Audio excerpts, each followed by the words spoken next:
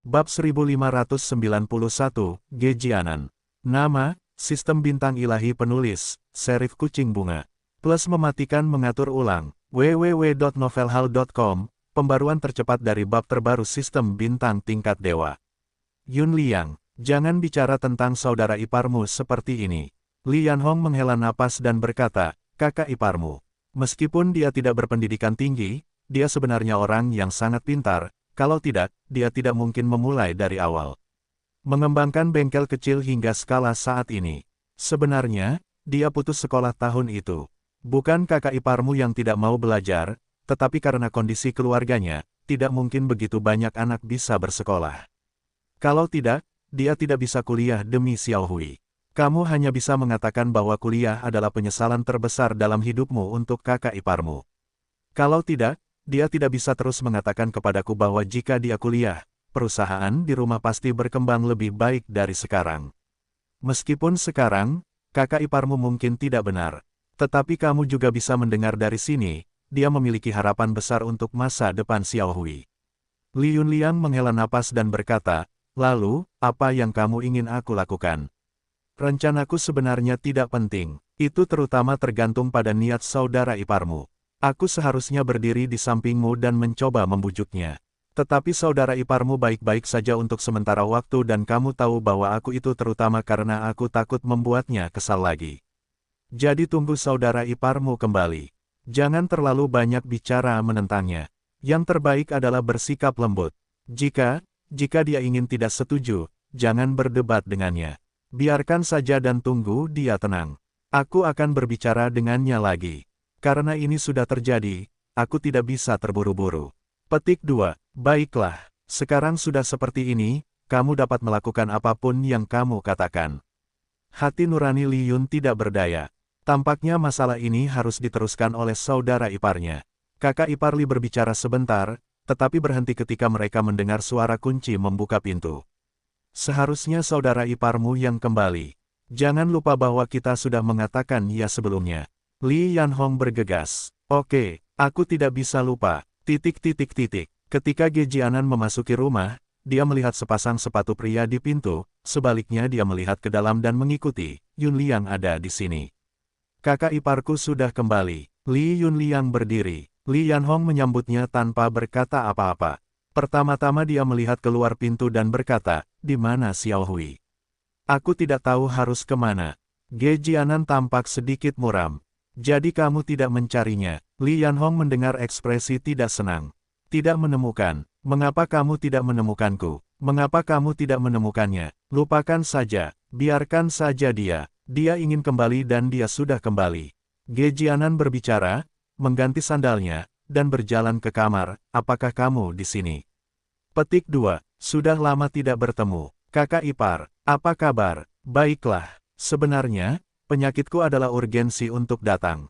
Jika kamu memperhatikannya, tidak ada apa-apa. Kamu bisa berlari dan melompat seperti orang normal. Itu bagus. Tubuh adalah ibu kota revolusi. Selama kamu menjaga tubuhmu dengan baik, pekerjaan revolusioner ini setidaknya bisa bersikeras untuk pensiun. Oh, ada benarnya juga. Ngomong-ngomong, Yun Liang, apakah kamu sudah makan? Jika kamu belum makan, biarkan adikmu mengambil sesuatu untuk dimakan. Ayo minum 2 gelas. Aku sudah memakannya. Kakak ipar, mungkin belum dimakan. Biarkan adikmu mengambilkan makanan untukmu. Aku akan duduk sebentar, dan sekolah akan tutup hari ini. Tidak apa-apa, aku tidak terlalu lapar. Ada makan malam di siang hari. Ngomong-ngomong, itu, Yan Hong, bawakan teh baru yang baru saja aku beli, dan aku akan membuat. Yun Liang sedikit berbicara tentang ini, Gejianan menoleh ke Li Yun Liang. Yun Liang, kamu cicipi longjing spesial yang dikirim orang lain kepadaku. Ini teh baru tahun ini, dan ini semua teh lembut sebelum Qingming. Ini benar-benar lesat. Oh, aku akan mencobanya. Li Yanhong mengambil kotak kayu yang indah, meletakkannya di atas meja, dan berbalik untuk menyiapkan beberapa buah. Gejianan membuka kotak itu dan bersiap untuk membuat teh. Li Yunliang juga menantikannya, lagi pula, kotak ini terlihat sangat indah, aku yakin kualitas tehnya juga pasti bagus. Gejianan mengisi teko dari dispenser air panas dan meletakkannya di atas meja sebentar. Setelah beberapa saat, aroma teh di teko juga menyebar. Meskipun Li Yunliang belum mencicipinya, dia tahu itu adalah teh yang benar-benar enak. Ge Jianan menuangkan secangkir untuk Li Yunliang, menatap orang lain, dan tertawa, bagaimana dengan Yunliang? Apakah teh ini rasanya enak? Benar sekali, teh ini sangat lezat, daunnya semua kuncup, ini teh yang benar-benar enak. Teh yang enak, aku masih punya satu kotak yang belum dibuka, ambil saja saat kau pergi, kembali dan cicipi. Hehehe, kakak ipar, apakah ini baik-baik saja? Ada apa dengan keluargaku? Tahan, aku tidak bisa meminumnya sendiri. Kalau begitu aku akan lebih murah lagi. Keluargaku sendiri, siapapun yang mengambil keuntungan tidak diperbolehkan mengatakan hal-hal seperti itu di masa depan. Hehehe, oke. Li Yunliang tersenyum setelah mendengar kata-kata itu, mengeringkan sisa teh di tangannya, dan kemudian mengambil teko untuk mengisi Ge Jianan dan dirinya sendiri. Ge Jianan juga menyesap dan berkata, Yunliang, kakak ipar punya sesuatu, aku tidak tahu apakah tidak nyaman untuk mengatakannya. Kakak ipar, apa yang tidak nyaman bagi keluargamu? Katakan saja apa saja. Ge Jianan mendengar desahan dan berkata, aku yakin kau tahu urusan Xiao Hui. Anda mengatakan tidak ada ruang untuk bermanuver atas Guru Yao. Kakak ipar, sebenarnya, waktu aku datang ke sini, aku dan adikku juga lulus. Aku mau tegaskan, Tuan Yao tidak sedang membidik siapa, tapi tentang Xiao Hui, peraturan sekolah. Jangan bilang itu Xiao Hui, bahkan jika itu anak kepala sekolah, penting untuk mempertimbangkan dampaknya saat ini. Lagi pula, Xiao Hui hanyalah keponakanku, dan aku hanyalah guru biasa. Guru Yao berkata bahwa nilai Xiao Hui saat ini telah mencapai titik terendah. Kelasnya mundur, dan tidak ada ruang lain untuknya. Untuk ini, lebih baik kita hadapi kenyataan. Ge Jianan terdiam setelah mendengar kata-kata itu, tentu saja, wajahnya sedikit tidak sedap dipandang. Meskipun dia sebelumnya telah meramalkan kemungkinan ini, dia memastikan lagi dari mulut adik iparnya bahwa suasana hatinya memang merosot ke dasar. Melihat ini, Li Yunliang menggelengkan kepalanya tak berdaya dan berkata, saudara-saudara. Sebenarnya, kali ini aku di sini. Aku ingin berbicara denganmu tentang kepergian Xiao Hui dari kelas roket. Aku harap kalian setuju dengan kembalinya Xiao Hui ke kelas kita. Karena menurutku alasan mengapa kinerja Xiao Hui di kelas roket sangat tidak memuaskan seharusnya tidak ada hubungannya dengan kemampuannya, tetapi dia tidak begitu terbiasa dengan ritme belajar kelas roket. Untuk saat ini, cara terbaik adalah aku membantu kalian menonton dan mencoba membuat Xiao Hui menyesuaikan kembali ritme dan statusnya, dan berusaha untuk mengembalikan hasilnya dalam waktu singkat. Apakah menurutmu begitu? Ge Jianan terdiam beberapa saat dan berkata, Yunliang, kamu bukan saudara iparmu tetapi kamu adalah kerabat dekat Xiao Hui, tidak peduli apapun, titik awalmu harus padanya. Seperti yang kamu katakan, Xiao Hui memiliki kemampuan itu. Tetapi alasan mengapa nilainya tidak bisa naik, menurutku masalah stres hanyalah salah satunya. Dia seharusnya memiliki pemikiran lain yang pada akhirnya akan memengaruhi status pembelajarannya pikiran. Li Yunliang mendengar kata-kata itu sejenak, berpikir sejenak, dan berkata, persaudaraan. Apakah Xiao Hui berbaikan denganmu? Ge Jianmin berkata dengan ekspresi muram di wajahnya, bukankah mudah untuk membicarakan masalah ini? Anak Xiao Hui tidak tahu apa yang sedang terjadi sekarang, dan semuanya terkubur di dalam hatinya. Sebenarnya, aku tidak takut kau tahu, hal-hal ini adalah penyelidikan pribadi. Aku bertanya padamu, apakah kau tahu bahwa dia menyukai gadis Su Qianqian di kelasmu? Ini, Li Yunliang mendengar kilatan cahaya aneh di wajahnya. Li Yunliang, sebagai mantan guru kelas Ge Wenhui, tentu tahu bahwa keponakannya menyukai urusan Su Qianqian. Meskipun pihak lain tidak mengatakan ini pada dirinya sendiri pada awalnya, dia bukan orang bodoh. Dia juga melihat detail ini ketika keponakannya selalu memiliki sesuatu untuk dilakukan untuk menyenangkan Su Qianqian. Sebenarnya, Li Yunliang telah berbicara dengan Ge Wenhui secara terpisah untuk masalah ini. Tentu saja, kedua belah pihak juga melakukan komunikasi menyeluruh dalam suasana negosiasi yang bersahabat. Ge Wenhui juga mengatakan yang sebenarnya kepada Li Yunliang. Dia hanya menyukai Su Qianqian secara sepihak. Su Qianqian tidak memberinya tanggapan apapun. Awalnya, hal-hal seperti ini, sebagai guru kelas yang berpengalaman, Li Yunliang harus memberitahu orang tua siswa untuk saling beradu argumen agar siswa tersebut kalah. Namun, Ge Wenhui juga pro keponakan, dan dia tidak dapat menggunakan metode perawatan ini padanya seperti siswa biasa. Pada akhirnya, Li Yunliang hanya bisa dengan tenang berbagi fakta dengan pihak lain, dan bernalar, berharap bahwa dia dapat menghentikan cinta bertepuk sebelah tangan lebih awal dan memberikan lebih banyak energi untuk belajarnya. Yang tidak diharapkan Li Yunliang adalah bahwa pemikiran Ge Wenhui tentang masalah ini relatif rasional. Dia meyakinkan Li Yunliang bahwa dia pasti tidak akan memengaruhi pembelajarannya untuk masalah ini. Mengenai masa depan, biarkan masa depan yang menyelesaikannya. Karena Ge Wenhui meyakinkan dirinya sendiri, dia pasti tidak akan memengaruhi pembelajaran karena kejadian ini, dan dia melakukannya pada periode berikutnya. Pada akhirnya, Li Yunliang juga setuju menurut diskusi semua orang sebelumnya dan tidak memberitahu saudara iparnya tentang hal ini. Tetapi sekarang tampaknya kertas itu masih tidak dapat menutupi api, tetapi saya tidak tahu metode apa yang diketahui saudara ipar saya tentang ini. Li Yanhong mendengar ekspresi aneh di wajahnya. Tentu saja, dia tahu nama Su Qianqian, tetapi putranya menyukai urusan orang lain, tetapi dia tidak pernah mendengar siapapun menyebutkannya. Setelah melihat ekspresi saudaranya, dia tahu apa yang dikatakan suaminya. Kemungkinan besar, itu benar.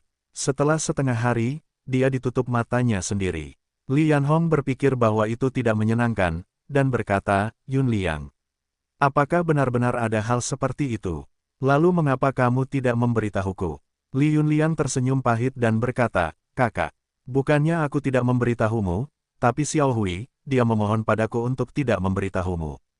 Kau lihat, bagaimana aku bisa menjadi istrinya, jika rahasia ini tidak bisa membantunya menjaganya. Lalu, apakah aku tidak akan punya kredibilitas di hadapannya di masa depan? Kau tidak bisa berkata seperti itu. Cinta yang tumbuh terlalu dini adalah hal yang besar. Bahkan jika kau adalah orang yang dekat dengannya, kau tidak bisa membantunya menyembunyikan kita. Kau keterlaluan, Li Yanhong berkata dengan sedikit marah. Li Yunliang tersenyum dan berkata, kakak, aku ingin menjelaskan hal ini, sebenarnya kami Xiao Hui secara sepihak memiliki pendapat yang baik tentang Su Qianqian, tetapi Su Qianqian tidak merasakan Xiao Hui. Jadi itu bukan cinta awal, itu hanya perasaan sederhana. Pada saat itu, aku melakukan banyak pekerjaan Xiao Hui. Pembelajarannya tidak terpengaruh pada saat itu, dan kamu juga tahu. Studi Xiao Hui hanya sampai pada kelas roket, dan masalahnya terjadi, jadi masalahnya masih di kelas roket, yang merupakan kuncinya. Li Yanhong mendengar tentang suaminya, dan makna pertanyaan itu jelas. Ge Jianan melihat ini dan berkata, Yunliang, meskipun masalah Xiao Hui baru muncul setelah masuk kelas roket, tetapi jika kita mulai dari awal, kita mungkin tidak punya petunjuk apapun. Gadis bernama Su Qianqian itu ada di kelas roket. Dalam beberapa ujian bulanan itu, nilai Xiao Hui masih bagus, dan kalian semua tahu itu. Alasan mengapa nilai Xiao Hui turun justru apa yang terjadi setelah meninggalkan kelas roket bersama gadis bernama Su Qianqian. Apa artinya ini? Masalah Xiao Hui bukanlah masalah tekanan belajar atau ritme belajar, tetapi pada dasarnya terkait dengan kepergian gadis itu. Li Yunliang mengerutkan kening ketika mendengar kata-kata itu, dan berkata, kakak ipar, dengarkan apa maksudmu.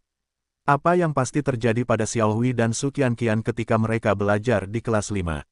Apa yang tidak kita ketahui? Aku tidak yakin tentang ini. Aku hanya berpikir bahwa dampak dari pembelajaran Xiao Hui bajingan itu pasti lebih serius daripada yang kita duga.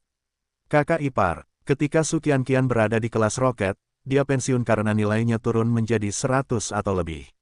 Namun setelah orang-orang kembali ke kelas kami, prestasi akademisnya meningkat sangat cepat, sudah 25 tahun sebelum sekolah. Jika dia dan Xiao Hui memiliki hubungan cinta awal di kelas 5, tidak dapat dikatakan bahwa Xiao Hui kita semakin buruk dan buruk, orang-orang semakin baik. Lalu jika Xiao Hui diperankan oleh Su Qianqian, Li Yanhong berkata dengan ekspresi tidak menyenangkan, Su Qianqian itu berhubungan dengan keluarga kita Xiao Hui. Dia berhubungan dengan orang lain, dia tidak masalah, Xiao Hui sangat sederhana, bagaimana ini bisa terpengaruh, dan itu normal untuk belajar untuk sangat terpengaruh jika Anda jatuh cinta. Petik 2. Tolong, kakak, semua yang kau katakan itu hanya tebakan yang tidak berdasar. Su Qianqian adalah murid terbaik di kelas kita. Aku jamin sama sekali tidak ada masalah dengan keluarga dan moral. Bagaimana bisa dia mempermainkan perasaan Xiao Hui? Apa yang terjadi? Aku tidak percaya. Itu belum tentu benar. Orang yang dikenal tahu wajah orang lain dan tidak mengenalnya. Sekarang gadis-gadis ini lebih cepat dewasa daripada anak laki-laki. Bahkan jika dia hanya mempermainkan Xiao Hui, kau tidak bisa menjamin bahwa kita tidak serius dengan Xiao Hui, bukan? Kurasa kita harus mencari tahu tentang Su Qianqian itu, biarkan dia sedikit menjauh dari keluarga kita, itu benar. Ketika Li Yunliang mendengar ini, dia terdiam, dan dia tidak memikirkan keponakannya. Pada akhirnya, dia membawa Su Qianqian ke dalam selokan. Jika saudara perempuannya telah menyusahkan keluarga Su, wajah guru kelasnya akan tetap dimasukkan ke dalamnya. Oke, masalah apa yang kau ikuti? Ge Jianmin mengerutkan kening dan menyela, bahkan jika Xiao Hui menyukai Su Qianqian, itu adalah masa lalu. Kedua orang itu sekarang tidak berada di kelas yang sama, dan ada masalah di keluarga kita. Masalah Xiao Hui sendiri tidak dapat ditimpakan pada gadis lain. Li Yunliang merasa lega ketika mendengar ini, dan berkata, kakak iparku benar. Sekarang masalah Xiao Hui adalah masalahnya sendiri, dan dia tidak boleh melibatkan orang lain. Bagaimana orang bisa mengatakan bahwa Su Qianqian dan Xiao Hui masih sangat berbeda dalam hal kelas, jika kamu datang ke pintumu, jika kamu diserang oleh orang lain, bukankah kita akan menyalahkan dirimu sendiri? Li Yunliang, apa yang kamu bicarakan? Kamu adalah ciuman Xiao Hui. Di pihak mana kamu? Sing. Apakah ini salahku? Li Yunliang hanya bisa memilih untuk bersikap lembut dalam menghadapi pertanyaan saudara perempuannya, tetapi dia tidak ingin terus terlibat dengan saudara perempuannya yang tidak masuk akal, dan menoleh ke Ge Jianan. Lalu apa maksudmu? Aku, Ge Jianan mengerutkan kening, berpikir, karena Xiao Hui tidak bisa tinggal di kelas roket lagi, dia hanya bisa pindah ke sekolah menengah Beitong.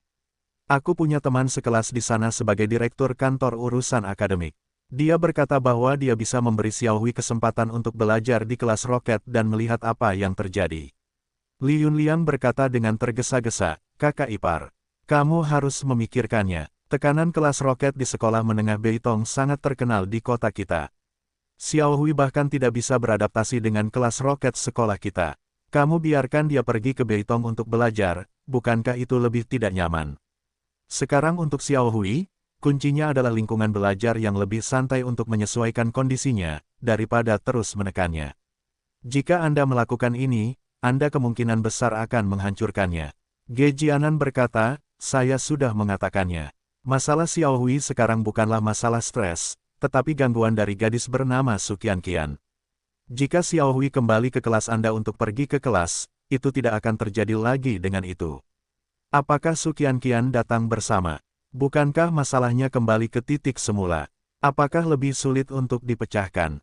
Tetapi ketika Xiao Hui awalnya tinggal bersama Su Qianqian, itu tidak memengaruhi pembelajarannya. Lalu mengapa Xiao Hui tidak diizinkan kembali ke kelas kita lagi? Dalam analisis terakhir, tidakkah Anda peduli dengan prestasi akademisnya? Tidak bisakah dia diterima di kelas ganda pertama tahun 1985? Ya, saya peduli dengan prestasi akademisnya.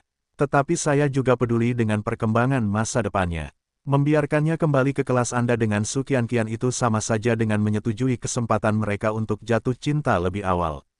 Xiao Hui itu benar-benar hancur. Kakak ipar, apa hubungannya ini dengan cinta awal lagi? Aku sudah mengatakan bahwa Xiao Hui lah yang menyukai Su Qianqian secara sepihak, tetapi mereka tidak ada artinya bagi Xiao Hui. Ini hanya angan-angan Xiao Hui, apa yang kamu khawatirkan?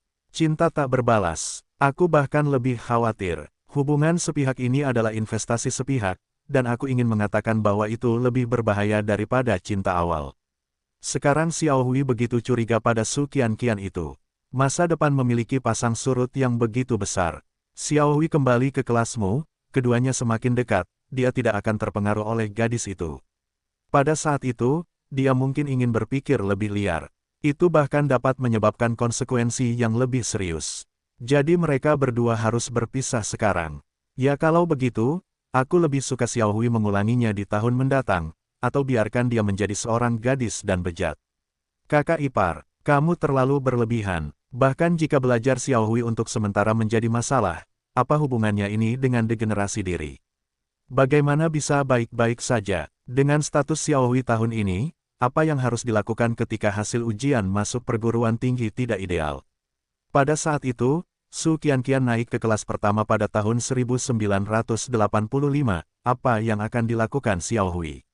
Sekarang mereka dibagi menjadi dua kelas. Kamu lihat ekspresi Xiao Hui yang mati dan hidup. Tetapi jika dia dibagi menjadi dua sekolah di masa depan, bukankah reaksinya lebih hebat? Jadi sekarang aku harus memisahkan mereka dan membiarkan Xiao Hui menyesuaikan diri sesegera mungkin untuk tidak memiliki gadis itu harapan yang berlebihan. Xiao Hui memiliki kemampuan itu dan pot emas pertamanya di rumah. Dia seharusnya memiliki perkembangan yang lebih baik di masa depan, daripada mengikatkan seluruh masa depannya pada seorang wanita selama masa ketidaktahuan. Ini aku, berbicara tentang kesombongan, kata Gejianan, mengetukkan jarinya di atas meja dengan gembira. Li Yunliang mendengar kata-kata itu dan terdiam. Sebenarnya, dia mungkin tidak mendukung apa yang dikatakan saudara iparnya. Dari apa yang dia pahami, Ge Wenhui, ada beberapa perbedaan dalam apa yang seharusnya dia katakan kepada saudara iparnya. Tetapi sekarang masalahnya adalah saya tidak dapat mengatakan bahwa saudara ipar saya salah. Jika rusak, itu benar-benar metode pengobatan yang tepat, dan itu tidak sepenuhnya diketahui.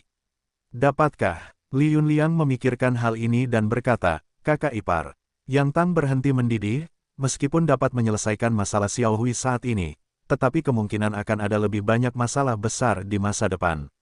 Dengan cara ini kamu mengatasinya. Jangan pikirkan bagaimana Xiao Hui apakah kamu ingin. Xiao Hui, dia tidak memberikannya dengan bayaran. Tentu saja, aku harus memikirkan ide-idenya. Tetapi tidak peduli apa yang dia pikirkan, dia tetaplah anak kecil, dan ada banyak tempat yang tidak dianggap baik dan tidak lengkap. Jadi aku tetap menganggap ide-ideku sebagai Tuhan adalah yang terbaik. Biarkan dia pergi ke kelas roket di Beitong untuk mencoba terlebih dahulu, bahkan jika dia diskors dari sekolah. Apakah dia tidak ingin bersantai? Aku akan memberinya pekerjaan yang bekerja keras dan biarkan dia sepenuhnya memahami upaya tanpa akhir. Li Yunliang menggelengkan kepalanya ketika mendengar kata-kata itu dan berkata, kapan kamu berencana untuk memberitahunya? Hari ini aku sudah memberitahunya. Aku tidak takut, loh. Tadinya aku ingin memberitahunya dengan tenang, tapi kami bertengkar hebat lagi. Entah apakah anak itu terlambat dalam masa penyesuaian psikologis atau apa yang terjadi. Akhir-akhir ini, aku selalu suka marah-marah padaku. Lalu aku jatuh dari pintu. Kakakmu khawatir dia akan membiarkanku mengusirnya. Bagaimana dengan yang lain? Entahlah harus kemana. Aku sudah lama tidak menemukannya. Karakterku semakin lama semakin ekstrim. Seperti menjadi manusia, kau harus berpendidikan. Kalau tidak, atau aku akan memberitahunya. Apa yang saya katakan adalah bahwa dia juga seorang guru dan dia seharusnya mendengarkan saya. Kamu bilang padanya, tidak apa-apa. Tapi aku khawatir dia menawarkan diri untuk kembali ke kelasmu. Aku khawatir kamu tidak akan bisa menolaknya saat itu. Kalau begitu aku akan memberitahunya bahwa tidak ada tempat di kelas kita atau cukup katakan padanya, Zhang, sial. Tidak pantas untuk mengatakan bahwa dia kembali. Itu akan dengan mudah memengaruhi pembelajaran di kelas. Li Yunliang ingin mengatakan bahwa Zhang Yu tidak ingin dia kembali. Karena dia tahu bahwa jika Ge Wenhui mengatakan bahwa ada orang yang takut di sekolah menengah pertama, itu pasti Zhang Yu. Setiap kali Ge Wenhui melihat Zhang Yu, dia adalah tikus dan kucing, dan dia diperlakukan dengan patuh. Sebenarnya, jika Anda memikirkan ultimatum Zhang Yu kepada Ge Wenhui, dia mungkin tidak berani mengatakan apapun. Gejianan tahu apa yang dipikirkan Li Yunliang. Dia berpikir dua kali dan berpikir bahwa jika adik iparnya bersedia membantu, itu mungkin bukan suatu metode. Baiklah, kalau tidak, kalian bisa duduk sebentar dan menunggu Xiao Hui kembali. Mari kita berpisah dan mengerjakan pekerjaannya. Baiklah, kebetulan hari ini aku punya waktu. Tidak masalah untuk kembali nanti. Li Yanhong melihat keduanya mencapai kesepakatan dan merasa lega. Apakah aku akan mengambilkan sesuatu untuk kalian? Makan, ambil saja. Xiao Hui tidak tahu kapan akan kembali. Jangan menunggunya lapar. Seketika sudah lewat pukul 11. Pada waktu seperti ini setiap hari, Zhang Yu harus menyiarkan langsung untuk waktu yang singkat. Serial mortalnya saat ini sedang seru. Meskipun siaran langsungnya terputus-putus, durasinya pendek, dan tidak ada yang masih lama, tetapi selama dia membuka ruangan, akan tetap ada banyak penggemar. Tetaplah terjaga sepanjang malam. Zhang Yu menyelesaikan tugas siaran langsung reguler, dan kemudian mengucapkan selamat tinggal kepada sekelompok netizen. Meskipun sebagian besar netizen terbiasa dengan pembicaraan gurita dan siaran langsung, masih banyak orang yang belum cukup mendengar dan berharap Zhang Yu dapat melanjutkan. Tetapi seolah-olah Zhang Yu tidak melihatnya, dia mematikan dan mematikannya. Setelah Zhang Yu mematikan, dia berencana untuk makan lebih sedikit, dan tidur tengkurap. Ketika saya turun ke bawah, saya mengambil telepon saya dan meluncurkan mode penerbangan. Setelah jaringan terhubung, serangkaian perintah pesan teks cepat mengikuti. Dengan tatapan aneh, Zhang Yu memeriksanya satu persatu, dan menemukan bahwa Wu Jie dan Zhao Zijun keduanya menelepon diri mereka sendiri, dan bahkan Li Yunliang menelepon dirinya sendiri lebih dari sekali. Tampaknya apa yang terjadi di kelas ketika dia menyiarkan langsung. Semuanya sama saja. Tepat ketika Zhang Yugang merasa ada yang tidak beres dan ingin menelepon dan bertanya, telepon berdering lagi, kali ini telepon Wu Jie. "Hei, bos, kenapa kau menyalakan telepon?" Suara Wu Jie terdengar dari telepon, berteriak. "Oh, apa yang baru saja terjadi? Apa yang terjadi? Ge tua sudah pergi. Guru Li meminta anak buah kita untuk keluar dan mencarinya. Tidak mungkin meneleponmu. Semua orang sekarang tanpa kepala, jadi aku tidak tahu harus berbuat apa." "Ge tua, maksudmu Ge Wenhui? Kami tidak tahu nama keluarga kedua Ge kecuali dia. Sudah berapa lama dia menghilang?" "Sudah beberapa jam." "Tidak, ini sudah sebesar ini hanya dalam beberapa jam. Ini jauh dari standar pelaporan orang hilang di Biro Keamanan Publik. Apakah perlu membuat keributan seperti itu?" "Bos, segalanya tidak sesederhana yang kau kira. Konon, Lao Ge baru saja mengirim pesan kepada orang tuanya untuk mengucapkan selamat tinggal pada kehidupan selanjutnya. Jadi, Tuan Li sedang terburu-buru. Kalau tidak mungkin sudah terlambat, dan kami semua dipanggil untuk keluar dan membantu." "Lao Ge, bajingan ini, tidak berhenti setelah berganti shift. Ngomong-ngomong, di mana kau? Kami sedang berjalan-jalan di jalan. Hei Ki sangat dingin, bisakah kau keluar?" "Bos, bisakah kau membawakanku gaun? Aku akan membawakanmu pakaian. Selain itu, bisakah kau memakai pakaianku?" "Coba saja, kau tidak bisa memberikannya." Oke, kau tahu, kau memberiku lokasinya. Aku akan naik taksi untuk menemuimu." Zhang Yu menutup telepon dan menelepon Li Yunliang, menanyakan situasinya sebentar, dan berjanji padanya untuk membantu menemukan Ge Wenhui, lalu turun ke bawah sambil membawa beberapa mantel tebal. Hampir awal musim dingin, dan di malam hari masih sangat dingin. Zhang Yu mengencangkan kerah bajunya, menghentikan taksi, dan melaju ke arah Wu Jie sesuai dengan posisinya.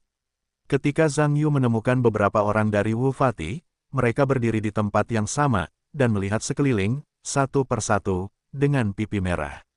Ketika saya melihat Zhang Yu keluar dari mobil, dia dikelilingi oleh keterkejutan. "Bos, pemimpin, Setelah Zhang Yu keluar dari mobil, dia memberikan pakaiannya kepada beberapa orang. Beberapa orang buru-buru mengambil pakaian dan memakainya. Meskipun Wu Jie tidak bisa memakainya, karena pakaian Zhang Yu sangat panjang, dia juga bisa digunakan sebagai penahan angin untuk menghangatkan diri. Yang lain benar-benar tampak mengenakan jas panjang, dan suhu tubuh mereka meningkat dengan cepat. Zhang Yu melihat beberapa orang berpakaian dan berkata, "Apakah ada berita untuk Ge Wenhui?" "Apa beritanya?" "Lebih mudah menemukan hantu di tengah malam daripada menemukannya," Wu Jie berkata dengan gelisah. Zhang Yu melihat sekeliling dan melihat total 7 orang hadir, dan mengerutkan kening. Di mana Su Liangcai dan Zheng Junyi? Mereka tidak begitu baik dengan Ge Wenhui. Mengapa mereka tidak keluar dan membantu menemukan seseorang? Saya panggil mereka berdua, tapi mereka bilang, orang tua tidak mengizinkan mereka keluar selarut ini. Awalnya, Lao Ge bilang dia tidak menghabiskan banyak uang untuk kedua orang ini, dan mereka tetap bersama setiap hari, jadi dia hanya memberi penghormatan. Kuncinya, momen apa ini? Saya tidak bisa membantu sama sekali. Saya tidak tahu apakah itu benar-benar bagus atau palsu. Zhang Yu mendengar senyuman dan berkata, berani bercinta untuk waktu yang lama. Mereka yang tidak baik dengan Lao Ge keluar untuk membantu, tetapi tidak ada dari mereka yang baik dengannya keluar. Beberapa orang di sekitar mendengar tweet ini. Sebaliknya, mereka saling memandang, diikuti dengan menggelengkan kepala dan tersenyum pada saat yang sama. Zhao Zijun menggelengkan kepalanya dan tersenyum, dan berkata, sebenarnya, aku tidak tahu apa yang terjadi. Kudengar Lao Ge ada urusan. Aku tidak memikirkannya saat itu, dan aku langsung keluar. Tapi aku agak aneh setelah keluar, Lao Ge dan aku hubungannya tidak baik. Lu Zikuan berkata, tidak. Sebenarnya, aku menyesalinya begitu aku keluar, terlalu dingin. Begitu juga Lao Ge, bahkan jika dia kabur dari rumah, dia memilih hari-harinya. Katakan saja Lao Ge, bajingan ini. Bahkan jika kita meninggalkan kelas kita, itu tidak akan membuat kita khawatir. Wu Jie berkata dengan tidak nyaman. Zhao Zijun teringat sesuatu lagi, dan berkata, ya, bos. Anda mengatakan bahwa Lao Ge tidak akan bunuh diri. Seharusnya, tidak bisa. Zhang Yu berpikir untuk mengerutkan kening, dan berkata, katakan Ge Wenhui. Biasanya kurang ajar, bunuh diri, tidak mungkin. Apa yang dikatakan Tuan Li? Pesan yang dia kirim ke orang tuanya mengatakan dia ingin bunuh diri. Zhao Zijun berkata dengan aneh. Mereka tidak mengatakan ingin bunuh diri saat mereka mengirim pesan teks, mereka hanya mengatakan mereka akan bertemu di masa depan, selalu Jie. Omong kosong, bukankah bunuh diri adalah makna bunuh diri di kehidupan selanjutnya? Bagaimana mungkin bisa melihatnya di masa depan tanpa bunuh diri? Itu belum tentu terjadi. Jika itu pembunuhan, bukankah itu untuk melihatmu di kehidupan selanjutnya? Bukankah itu gemuk? Maksudmu, Lao Ge diculik sekarang, dan dia ingin merobek tiketnya. Ah, itu mungkin. Hehehehe. Beberapa orang di sekitar tersenyum. Oke, jangan membuat masalah di antara kalian. Itu membakar alismu, itu agak serius. Zhang Yu menyela tawa mereka berdua dan menoleh untuk melihat jam, dan berkata, sekarang jam 12. Sebelum aku datang, aku menelepon Tuan Li, dan tidak ada kabar darinya. Tetapi aku mendengar bahwa orang tuanya juga mengerahkan banyak orang untuk membantu menemukan mereka bersama. Bagaimana kita bisa dan Ge Wenhui menjadi teman sekelas, lakukan yang terbaik kita seperti terakhir kali kakek Wu Jie tersesat. Ayo naik taksi untuk 2 orang. Katakan pada pengemudi untuk menggandakan ongkos. Biarkan dia mengemudi perlahan, nyalakan telepon, dan lihat setiap sisi dengan hati-hati. Tunjukkan, kalian semua mengerti. Begitu, pasangan itu berkata serempak. Zhang Yu mengangguk, mengeluarkan uang, dan membagi orang-orang menjadi 4 kelompok, 2 dalam kelompok, dan dia adalah komandan. Telanjang, kerumunan mengambil uang yang diberikan oleh Zhang Yu dan rute perjalanan yang ditentukan, menghentikan taksi dan pergi ke Sungai Yace. Zhang Yu tidak menghentikan mobil untuk menemukan seseorang seperti beberapa orang, tetapi berdiri dan memutar telepon Su Qianqian. Tetapi pihak lain sudah menutup telepon. Meski tahu itu tidak pantas, dia hanya bisa memanggil ayah Su Qianqian dengan wajah nakal. Di tengah malam, Su Zhengtang, yang terganggu oleh yang lain, tentu saja sedikit marah. Jika pihak lain itu bukan Zhang Yu, dia pasti akan memalingkan wajahnya saat itu juga. Tetapi pihak lain itu adalah Zhang Yu. Itu berbeda, dia tidak hanya tidak marah, tetapi juga sedikit senang. Tentu saja, Su Zhengtang tidak tahu apa yang Zhang Yu telepon untuk menemui putrinya selarut ini, tetapi dia juga tahu bahwa tidak nyaman baginya untuk bertanya, jadi dia membangunkan Su Qianqian yang telah tertidur dan memberikan ponselnya. Hei, Zhang Yu, apakah tidak apa-apa menelepon selarut ini? Su Qianqian tampaknya belum sadar, dan beberapa suara malas terdengar dari telepon. Itu benar, ngomong-ngomong, kamu, orang tuamu, ibumu, tidak ada di sana. Zhang Yu mengingatkan, kalau begitu kamu tunggu. Ada suara di seberang telepon untuk beberapa saat, dan kemudian suara lain terus datang, ada apa, sangat hati-hati. Ge Wenhui sudah pergi. Setelah mendengar Guru Li mengatakan bahwa dia meninggalkan pesan selamat tinggal kepada orang tuanya di kehidupan selanjutnya, dia tidak dapat dihubungi. Sekarang semua orang khawatir dia mungkin bunuh diri. Kami mencarinya di mana-mana. Ge Wenhui akan bunuh diri. Su Qianqian sepenuhnya terjaga, dengan nada suara yang mencengangkan, Zhang Yu. Hal semacam ini bukan masalah sepele, apakah kamu bercanda? Aku kenyang, ini tengah malam, bukankah aku mengantuk? Apa yang aku katakan itu benar, bukan lelucon. Lalu apa maksudmu dengan meneleponku? Tidakkah kamu ragu dia ada di rumahku? Bagaimana mungkin? Aku membawakan ponselmu untuk bertanya apakah kau tahu di mana dia berada, tetapi sepertinya kau tidak tahu sekarang. Lalu kau nyalakan ponselmu dan lihatlah. Lihat apa yang dia tinggalkan untukmu ya, jika dia benar-benar ingin mati, dia seharusnya ingin mengatakan sesuatu kepadamu. Kalau begitu aku akan mengambil ponselku, tunggu sebentar. Tidak lama kemudian suara Su Qianqian terdengar dari seberang telepon, berkata, Ge Wenhui memang meninggalkan pesan untukku. Dia berkata, apa yang kau katakan? Zhang Yu buru-buru bertanya. Dia berkata untuk mendoakan kebahagiaanku. Dan berkata, Zhang Yuanyan berkata dengan sedikit tidak senang, kenapa bosmu terengah-engah? Apalagi yang dia katakan? Juga, itu semua omong kosong yang tidak relevan. Mungkin itu berarti berkah sepertiku. Su Qianqian, di ujung telepon, merasa sedikit hangat di wajahnya. Sebenarnya, Ge Wenhui terutama berbicara tentang perselingkuhannya dengan Zhang Yu, dan juga mengatakan bahwa jika Zhang Yu menyesali dirinya sendiri di masa depan, maka bahkan jika dia adalah hantu, dia tidak akan merindukan Zhang Yu. Su Qianqian malu mengatakan hal-hal ini kepada orang lain, belum lagi para pihak, malah makin malu. Zhang Yu mendengar ini, mengerutkan kening, dan berkata, aku bilang Qianqian. Sudah saatnya, tidak perlu malu lagi. Hidup dan mati Ge Wenhui mungkin malam ini. Petunjuk apapun yang ditinggalkannya sekarang adalah kesempatan terakhir untuk menyelamatkannya sangat penting, tidak peduli apa yang dikatakannya. Kalau dia benar-benar mati, kamu mungkin tidak akan pernah melupakannya selamanya. Di ujung telepon yang lain, Su Qianqian terdiam beberapa saat, dan akhirnya dia hanya bisa dengan enggan memberitahu Ge Yuhui apa yang dikatakan Zhang Wenhui. Ketika Zhang Yu mendengar ini, dia sangat marah, dan berkata, bocah bau ini. Apa yang terjadi pada kita berdua menghalangi dia? Aku ingin mati dan menyeretku ke dalam air. Su Qianqian mendengar ini sedikit panas, dan buru-buru berkata, oke. Sekarang mari kita bicarakan poin-poin pentingnya. Apakah informasi ini berguna? Zhang Yu terdiam sejenak dan berkata, sepertinya Ge Wenhui benar-benar ingin bunuh diri kali ini. Hal-hal ini jelas bahwa dia mengatakan hal terakhir. Su Qianqian merasa cemas saat mendengar kata-kata itu, dan berkata dengan tergesa-gesa, Zhang Yu. Kalau begitu, kamu harus memikirkan cara. Kita bertiga sudah sekelas sejak SMP. Kamu tidak bisa melihat kematian. Lihat apa yang kamu katakan, jika dia sudah minum obat tikus sekarang, aku juga bukan peri. Zhang Yu berkata bahwa otaknya berputar cepat, diikuti oleh matanya yang cerah, dan berkata, ya.